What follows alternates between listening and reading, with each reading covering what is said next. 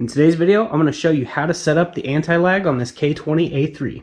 Let's go ahead and get started.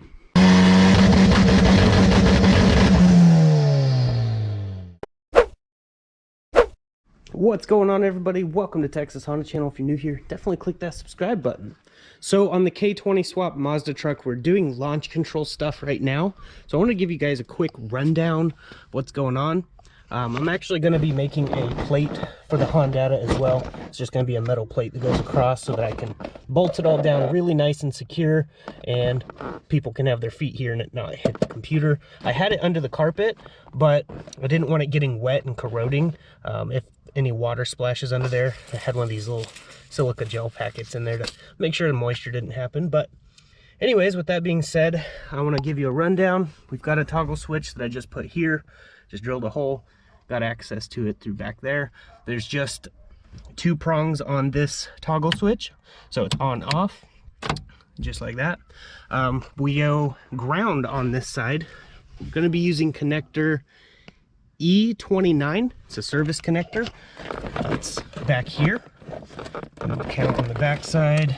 This green one is pin 31, so then 30, then 29, which is this. It's supposed to be like a brown color right here. Sorry guys, it's supposed to be like a brown color. I tapped into that.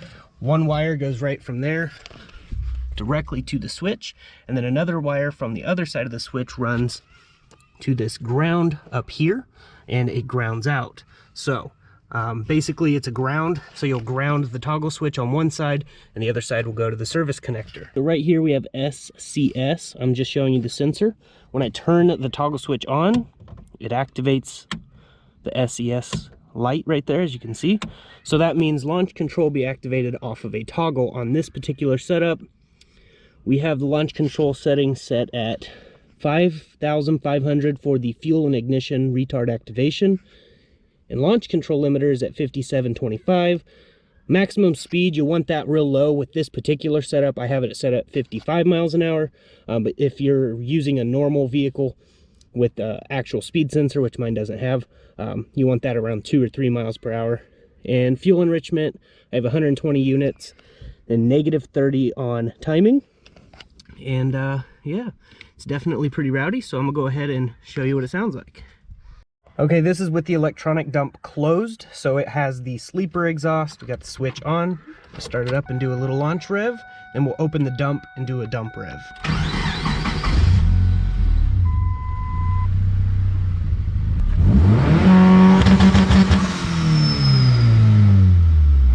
Sounds really good. We're gonna go ahead and open the dump. All right, now we're gonna do a dump rev. It's much louder.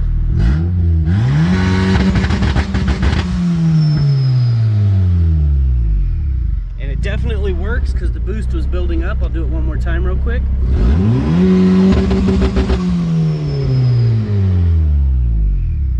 It's definitely rowdy. Can't wait to get some night shots of the flames from underneath, but yeah, it's definitely working good. So yeah, it's definitely working how it should, building up boost. I have yet to try launching it yet. We're still working on trying to get some better tires. But I'm gonna go ahead and get this mounted. It's gonna be pretty solid in here so no one can steal it easy. They're gonna definitely have to work for it. So yeah, I'm gonna go ahead and get that all mounted and situated because that's just the best spot for it. I can't find anywhere else. It won't fit up under the dash, especially with having heater core and all that stuff. But yeah, I'm gonna go ahead and clean this up, get a little piece of metal cut, put that in there, and we'll go over some more. Hope you guys are enjoying the video. Okay, it's dark enough out now. I'm gonna go ahead and let this warm up and do a little anti-lag, see what we can shoot out of that dump pipe right there, and hopefully the cops don't come.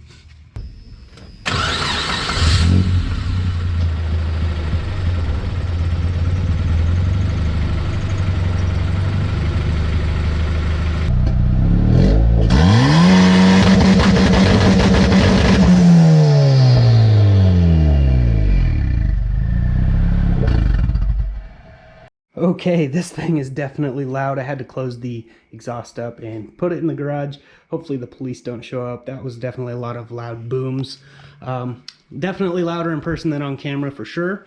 The video will not do it justice. I felt it in my chest. It was crazy. But if it didn't shoot any fire, we can adjust the fuel enrichment a little bit more. Leave the timing at negative 30 degrees for safety, and don't set the RPM range above like 400 of itself. So the activation, which is the very top one, should always be lower, and then the second one should be higher. So if it's at 5,500 RPM on the first, the second should be within 400 RPM, so 5,800 or in between that. You can do it different, but you may throw a rod, so just beware of that. But yeah, definitely runs really well. I'm gonna try to source some Mustang wheels for the truck, because the bolt pattern's the same. I want like the 05 Mustang wheels, and they have a little bit wider offset for the rear and then a little more narrow up front, which is what I want. It'll give it a good stance, plus I'll get good traction. Another thing I want to get is a toolbox for the bed, since it is still a work truck. That'll add a little more weight back there as well. Throw my tools and lock them up. But yeah, it's definitely coming along. I'll show you the security plate that I made. Of course, I didn't do a how-to video on installing this. It is a security feature. It would be stupid to do a how-to video. But it's very complicated to get in and out. Took at least an hour for me and my son to get this all set up. It's not very easy to get apart, and if people think it is, that's jokes on them. By the time they get this front cover off, they still have an issue of getting the computer out. But once they get this front cover off, I'll already be out there with a rifle pointed right at the back of their head. So choice is really yours in the end. But yeah, it'll keep it protected from people's feet. It's not underneath the padding of the carpet, so there won't be any moisture. I think, you know, it's a Ford basically, so seals are bad. I get a little bit of moisture. It's not very much underneath the carpet. I need to take care of it, but this is a fine way around that, and it's very secure in there. It's a really expensive computer. I don't want it getting stolen, so yeah. You guys may not think $1,000 computer is expensive, but I call that rent money, so I definitely don't want to have to replace that again. But yeah, it's definitely making some progress. The anti-lag is spooling up exactly as it should, or the launch control, whatever you want to call it. Also wanted to show you that I got the vacuum line here ran up to a distribution block I got from Jackspania, so link is in the description for that. Use the discount code, you can save some money from anything on his eBay page. So definitely do that. And yeah, if God is willing, we'll get that maxpeedingrods upgraded GT3582 turbo in, and it will spool up a little bit faster, and some other things. We'll go over details when that time comes. But yeah, there's going to be a video at the end of this video, after I say my outro, on pulling through the gears. Now the GPS does lag during the pulls, but you can definitely tell this thing moves. It's probably one of the fastest vehicles I've owned, and it's just a little work truck. It's so crazy. Definitely faster than my turboed EFs. Both of them I had that I turboed. Definitely faster than the TL, without a doubt, hands down. But yeah, I'm loving it for sure. It's a great work truck. I do have plans to do other vehicles in the future, but for right now, we're focusing on the work truck and then my wife's MDX. But yeah, that's basically it for this video. Just wanted to get you guys some content. I know YouTube's been kind of, I don't know, dry lately. There hasn't been a lot of good posts, at least that I've seen. So I just wanted to get something out for you guys and make it something exciting. But that's basically it for this video. Stay tuned to after the outro and watch those videos as well. But I will see you guys in the next video. And as I like to say, God bless, stay safe, stay awesome.